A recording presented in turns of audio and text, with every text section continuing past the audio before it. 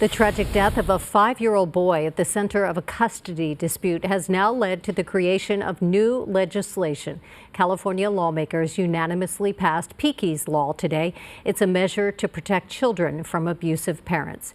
Piqui's law is named after Aramazd Andressian. He was known as Piqui. He was killed by his father after a trip to Disneyland back in 2017. His mother vowed to make a difference and protect children. Rick Chambers in the news center tonight with more on a mother's fight for her son. Rick. Yeah, Micah, it was a long and painfully emotional fight for Anna Estevez, which ended today, as you mentioned, with that new law.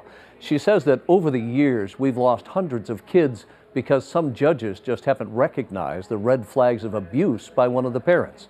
And this was an issue championed by State Senator Susan Rubio of Baldwin Park. We're trying to look out for children. Children like Aramazd Andressian Jr., or Piqui, as he was known. He was murdered by his father in 2017 during a bitter divorce and custody battle. The father had been abusive towards Anna, the mother. It was documented. In fact, he had a restraining order, and Anna pleaded with the court not to let Piqui be with the father. But a judge allowed the dad to take the 5-year-old on vacation. A week later, Aramazd Sr. was found dazed in a South Pasadena park, claimed that the child had been abducted.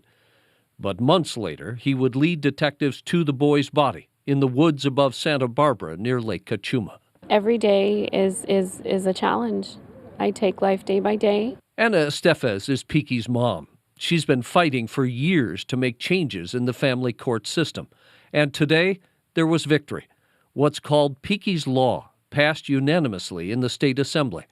A law which mandates judges take training on domestic violence and child abuse to prioritize child safety in custody proceedings. And to ensure that they understand what happens, patterns of abuse, what happens during custody cases, what happens during domestic violence cases, when there are signs of harm, that we take it seriously. The new law will also do away with those traumatic reunification sessions where children are often pried from the arms of one parent and given to the other. Taking a child away from their safe environment, their teachers, their friends, their loved ones is not the best for children. So that's going to ban that practice that it's long overdue in the state of California.